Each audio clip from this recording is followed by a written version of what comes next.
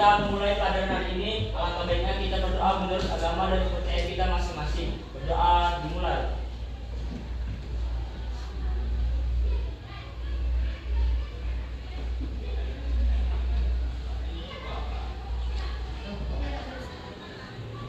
Doa selesai.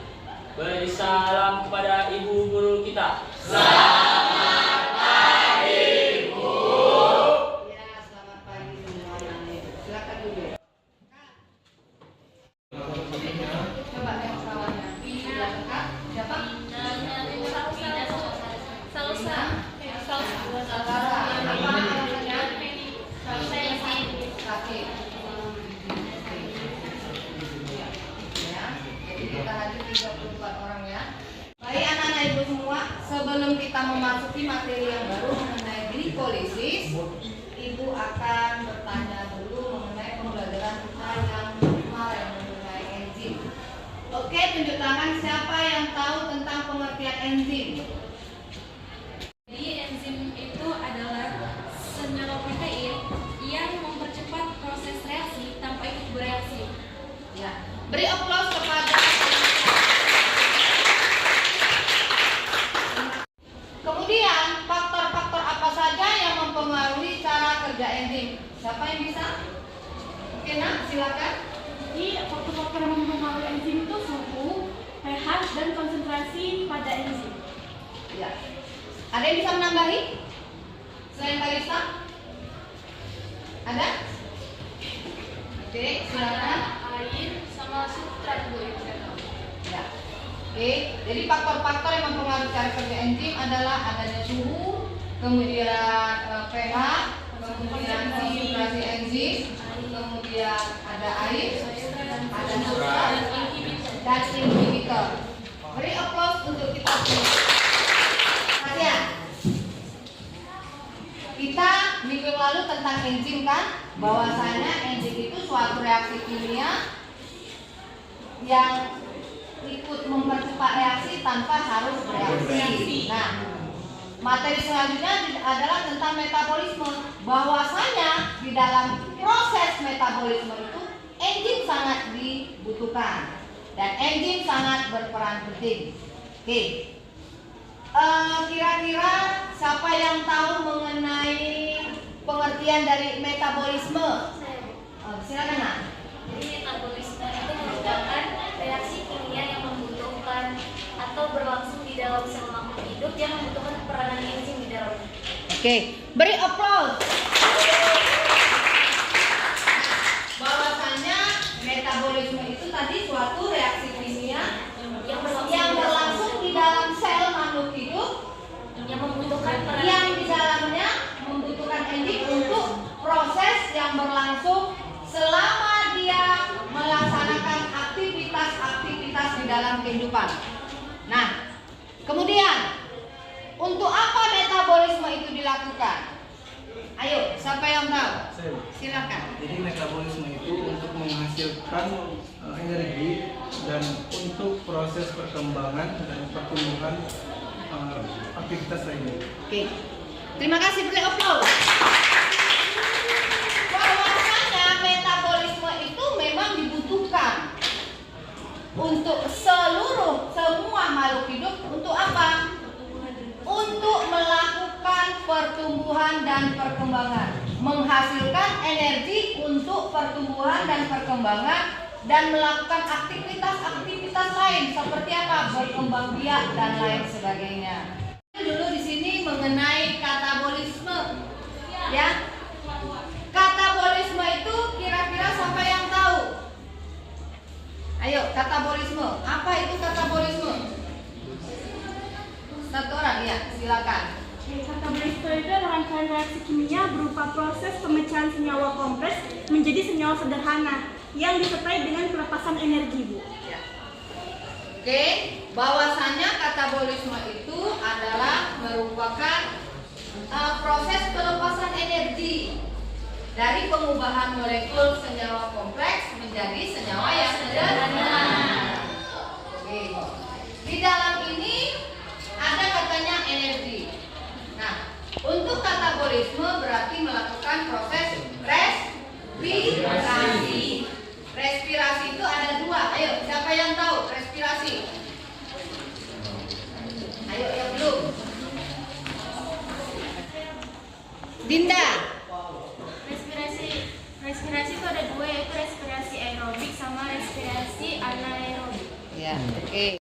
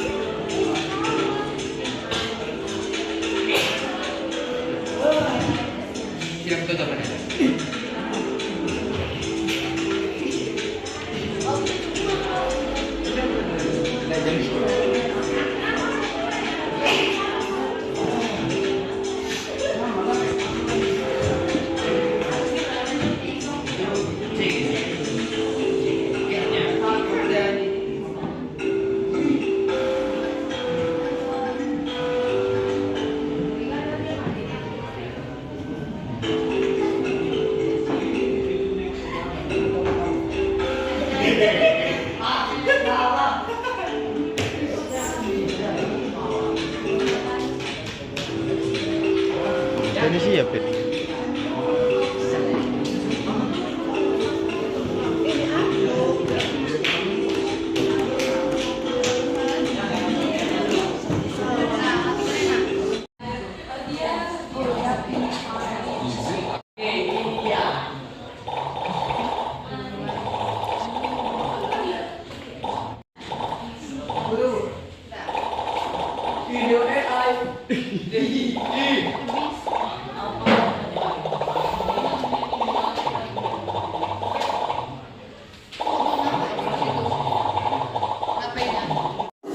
Belum tahu cuman yang terima.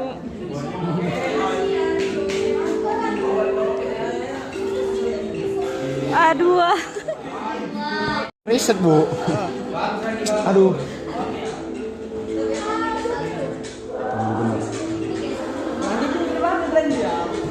Oke, beri aplaus kepada Stefan. Mana Stefan?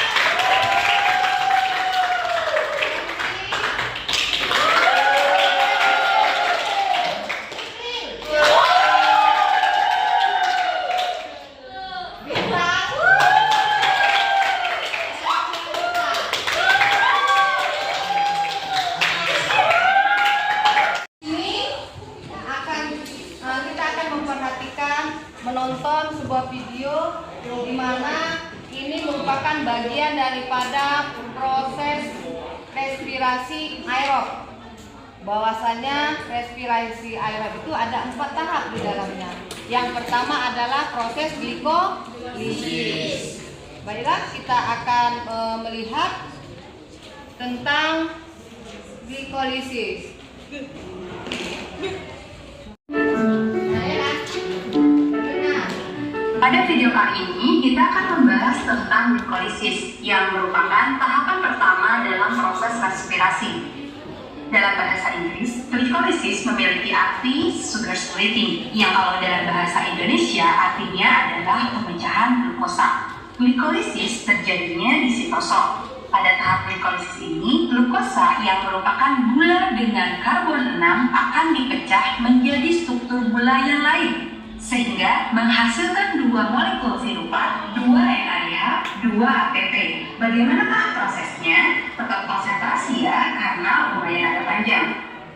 Terdapat 10 tahapan proses yang terjadi pada glikolisis, yaitu tahap pertama, glukosa akan diubah menjadi glukosa 6-fosfat. Pada tahapan ini, enzim yang berperan adalah heksokinase. Heksokinase akan mentransfer gugus fosfat dari ATP ke glukosa, sehingga menjadi glukosa 6-fosfat. Disinilah ATP pertama kali digunakan. Selanjutnya, pada tahap kedua, glukosa 6-fosfat akan diubah menjadi fruktosa 6-fosfat. Pada tahap ini, glukosa 6-fosfat dikonversi menjadi fruktosa 6-fosfat oleh enzim fosfoglukoisomerase. Tahap ketiga, fruktosa 6-fosfat diubah menjadi fruktosa 1,6 bifosfat. Enzim yang berperan adalah fosfofruktokinase.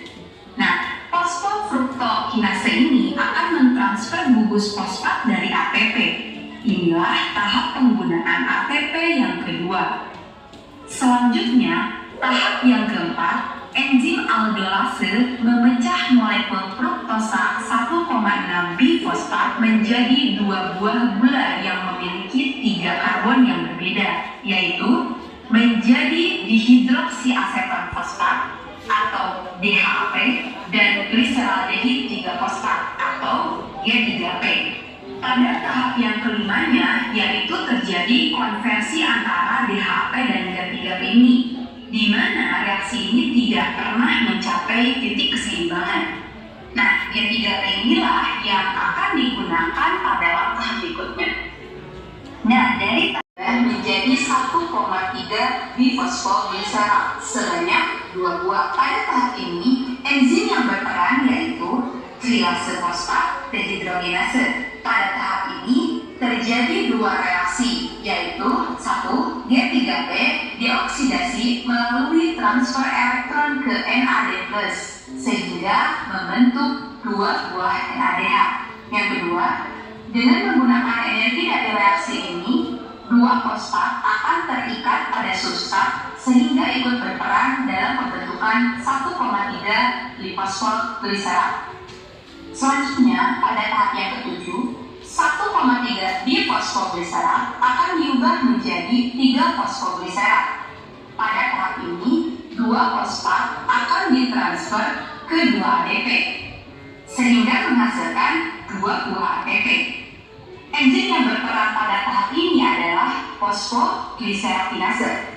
Tahap yang ke-8, 3 fosfoglycerat akan diubah menjadi 2 fosfoglycerat dengan bantuan enzim fosfoglycerol mutase. Tahap yang ke-9, 2 fosfoglycerat akan diubah menjadi fosfoenopiruvat atau PEP dengan enzim enolase.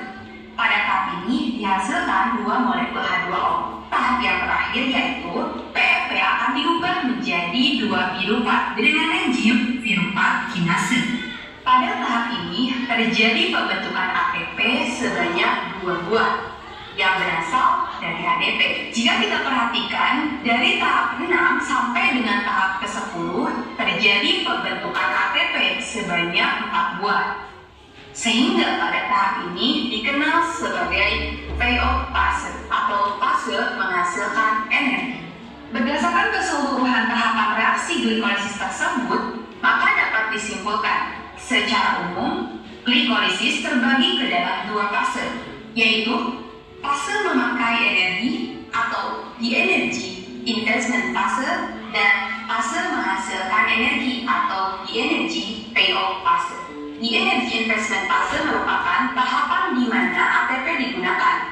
ATP yang digunakan sebanyak 2 buah, yaitu pada tahap pertama ketika glukosa berubah menjadi glukosa 6-fosfat dan tahap yang kedua terjadi pada fruktosa 6-fosfat menjadi fruktosa 1,6 difosfat.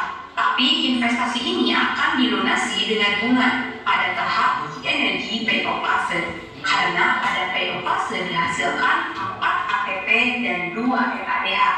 Sehingga hasil bersih yang dihasilkan dalam proses glikolisis per 1 molekul glukosa adalah 2 molekul fosfat, 2 ATP, dan 2 NADH. Nah, itulah materi mengenai glikolisis. Gimana? Mudah kan? Anak-anak ibu semuanya, bahwasanya video yang kita tonton tadi mengenai glikolisis, bahwasanya pada tahap glikolisis itu di situ ada 2 tahap atau 2 fase yang dilakukan. Yang pertama fase invest atau menggunakan ATP. Yang digunakannya adalah 2 ATP. Kemudian tahap selanjutnya menghasilkan ATP. Berapa dihasilkannya? Ada 4. Sehingga 1 glukosa itu menghasilkan 2 ATP, 2 asam pirufat, dan 2 NADH. Saya mau bertanya, tadi menghasilkan 4 ATP dan menggunakan 2 ATP, dan akhirnya hasil akhirnya 2 ATP. Dari mana itu? Dari mana itu? Tadi berapa yang dihasilkan? 4 ATP. Yang digunakan 4 kurang 2? 2. Jadi tahap glikolisis dia menghasilkan 2 ATP. Setuju? Setuju. Sepakat? Oke. Kawan, kita jumpa lagi. Senggol kanan, senggol kiri, kedipkan mata ting-ting, sekali lagi ting-ting. Kawan, kita makin cepat ya. Oke, bisa? Ya. Baik anak-anak, sebelum kita membentuk kelompok kita ayo penting dulu. Yang kita lakukan adalah menyanyi. Tapi ingat, ketika nanti saya bilang bentuk kelompok, maka kau harus bentuk kelompokmu. Oke? Oke, kita mulai. Yuk. 1, 2, 3. Kawan, kita jumpa lagi. Senggol kanan, senggol kiri, kedipkan mata ting-ting, sekali lagi ting-ting. Loh, ayo kawan, kita jumpa lagi. Senggol kanan, senggol kiri, kedipkan mata ting-ting, sekali lagi ting-ting. Kawan, kita jumpa lagi. Senggol kanan, senggol kiri, kedipkan mata ting-ting, sekali lagi ting-ting. Kawan, kita jumpa lagi. Senggol kanan, senggol kiri, kedipkan mata ting-ting, sekali lagi ting-ting.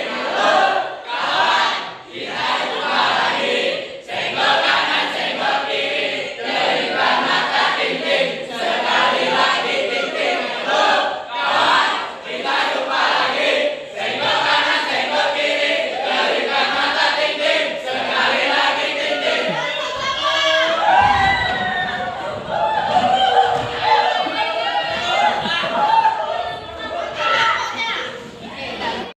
Ibu ada membagikan KPD mengenai glikolisis. Di sini ada teorinya juga dan ada soal-soal yang harus kalian kerjakan. Jadi ibu minta kamu membuat kelompok dulu. Silakan. Oke, sebelum membuat kelompok kita icebreaking dulu. Oke, yang kerjakan adalah diskusi dengan kelompok kalian adalah mengenai LKPD. Di situ ada pertanyaan multiple choice question, ada 3. Kalian akan menjawab 3 soal dan harus kalian pilih jawaban yang paling tepat dan paling benar. Nanti akan ada presentasi kelompok di tempatnya saja mengenai soal question yang kalian kerjakan. Silakan bekerja.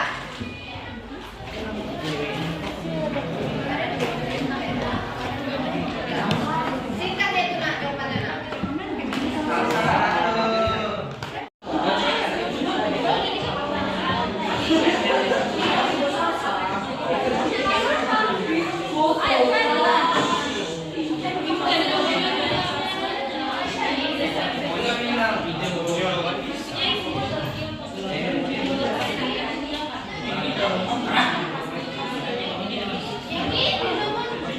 memuaskan dan memberi kuasa khususnya menjadi lembaga sipil. Apa yang terjadi pada fase enforcement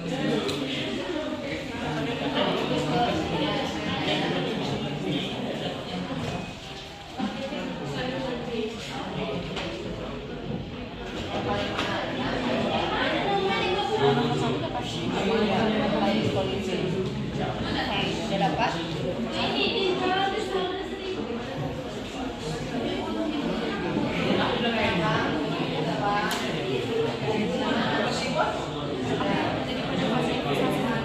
Investasi tadi menggunakan ATP, menggunakan energi.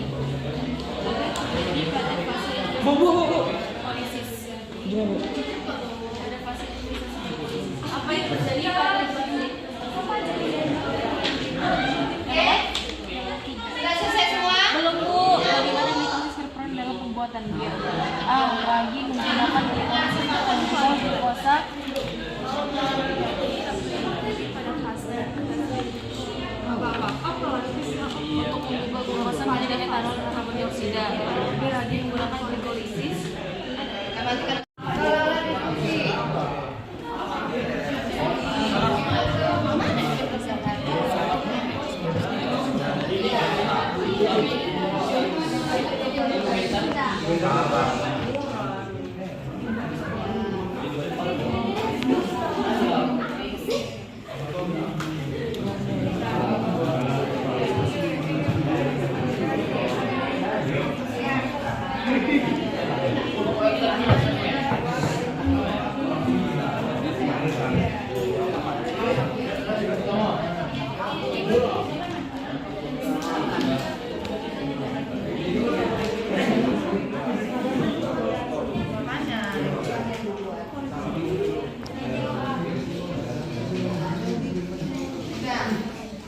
Nanti habis ini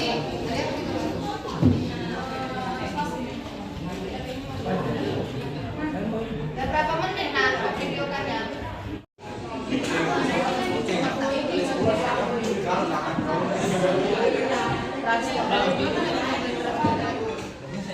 Itu masih siklus kan? Oh bukan, belum masuk transport elektron.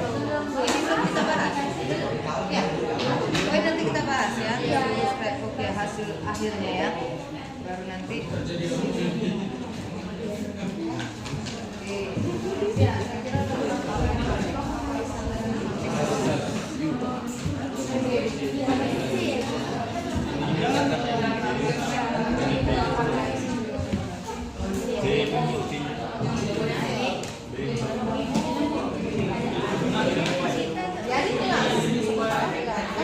jadi kelas kan masih ada waktu kan? Enggak lah,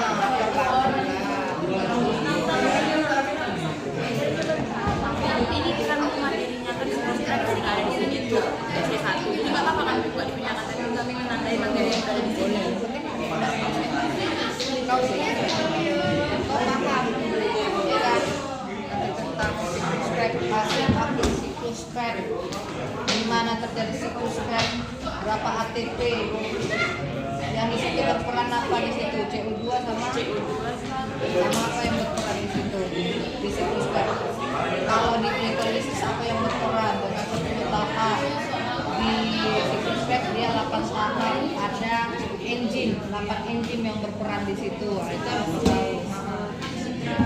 Iya. Jadi ada 8 enzim yang ada di sini. Nanti menghasilkan apa di situ, berapa ATP itu. Ya. Sana nak, editkan sana. Pelan-pelan orang dia lagi diskusi.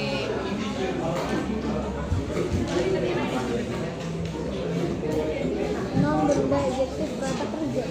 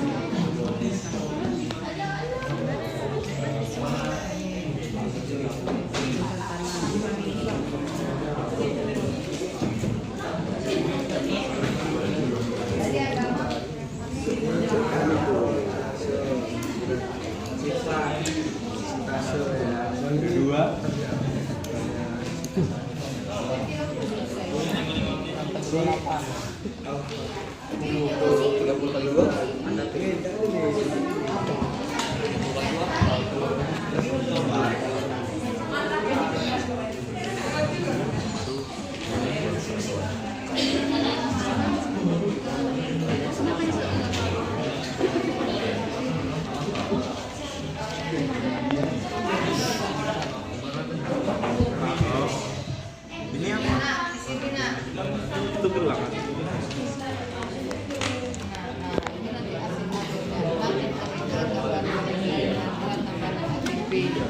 Ya kan? Inilah NADH dan FADH ini yang untuk pada proses transport elektron. Berapa? Ini ada 38 dan 38 pp. Berarti senyawa yang ada di sini cuma CO2? Nah, air CO2 yang berperan. Hanya CO2. CO2 dan air. Makanya ada siklus terbalik. Kan ada siklus terbalik di sini. Dan siklus biasa.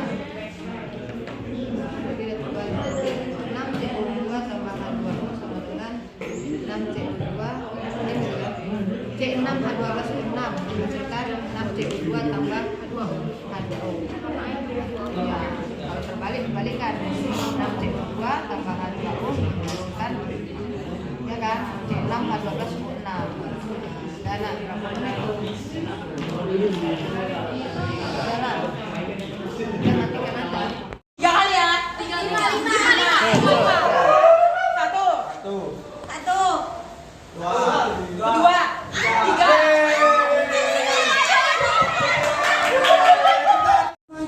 'Pagi'.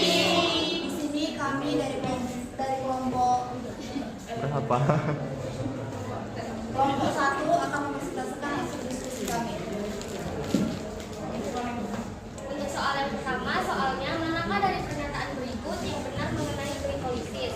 Jawabannya yang C, yaitu glikolisis merupakan proses metabolisme yang mengubah glukosa menjadi piruvat. Alasannya akan dijelaskan oleh si Anu. Alasannya pada tahap ini glukosa polikopiruvat. Selanjutnya soal yang kedua, apa yang terjadi pada fase investasi glikolisis? Jawabannya yaitu B. ATP dikonsumsi dan glukosa juga menjadi bentuk yang reaktif. Jelasannya Si H2SO2 dia dipecah menjadi H2O dan O2. Nah, jadi pertanyaannya apa sih fungsi dari H2SO2 ini?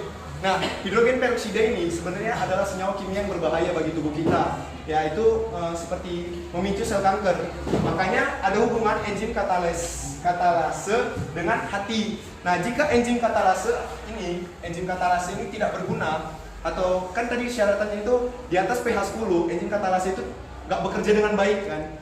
Jadi di atas pH 10 si hidrogen peroksida ini jadi menyebar gitu ke seluruh tubuh sehingga yang kena itu hati.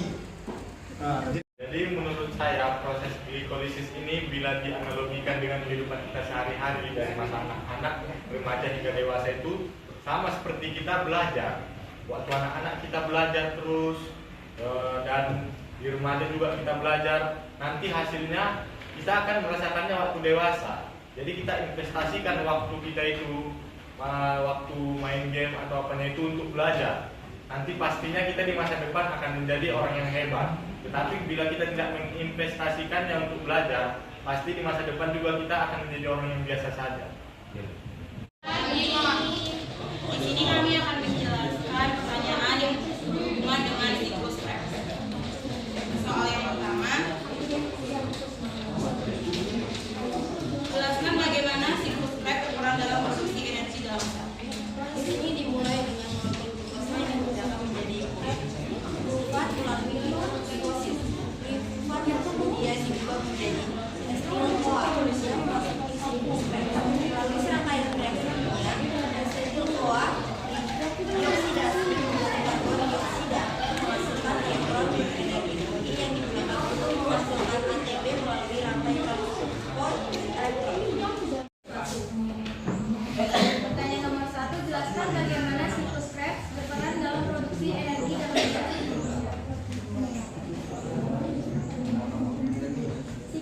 Siklus Krebs memainkan peran penting dalam menghasilkan dalam bentuk ATP atau adenosine trisulfat melalui proses oksidasi. Proses ini dimulai dengan molekul glukosa yang dipecah menjadi piruvat melalui glikosis. Piruvat kemudian diubah menjadi asetil KOA yang memasuki siklus Krebs. Melalui serangkaian reaksi kimia, asetil KOA dioksidasi menjadi karbon dioksida, menghasilkan untuk mengubah glukosa menjadi protein.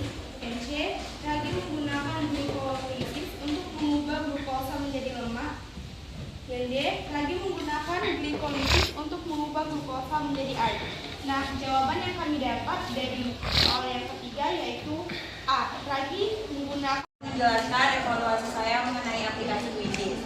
Selama proses belajar menggunakan aplikasi Quidditch, saya menemukan hal-hal baru seperti fitur-fitur yang menyenangkan. Dan dalam Quidditch, ketika mengerjakan soal, rasa menantang muncul karena ada persaingan dengan teman-teman yang lain dan juga persaingan sama waktunya gitu. Jadi Quidditch ini membantu proses pembelajaran yang lebih baru bagi saya dan menjadi pengalaman yang lebih baru buat saya. Terima kasih. Quiz ini merupakan suatu aplikasi yang membentuk suatu kuliah untuk siswa dengan fitur-fitur paling menyenangkan. Fitur-fitur tersebut membangun kita siswa untuk lebih mengejar waktunya, dan fitur-fitur tersebut lebih menyenangkan bagi siswa. Rangkuman yang saya dapat dari materi mengenai glikolisis yaitu yang glikolisis adalah proses metabolisme yang dimana mengubah glukosa menjadi pirufat. Nah, proses glikolisis ini sangat penting karena itu untuk menghasilkan energi dalam fungsi-fungsi sel. Nah, energi yang dihasilkan oleh glikolisis ini digunakan untuk berbagai fungsi seluler seperti pertumbuhan, perbaikan, dan kontraksi otot. Nah, fase glikolisis ini terbagi menjadi 10 tahap. Di 5 tahap pertama itu disebut juga tahap investasi, di mana membutuhkan energi, dan juga di mana ATP digunakan untuk menghasilkan menjadi energi yang lebih reaktif. Nah, di fase ke-6 sampai fase ke-10 itu adalah fase tahap hasil, di mana itu menghasilkan energi yang digunakan untuk membentuk NADH dan ATP. Nah, hasil dari fase dari tahap ke-6 sampai tahap ke-10 yaitu 2 asam pirufat, 2 NADH, dan 2 ATP.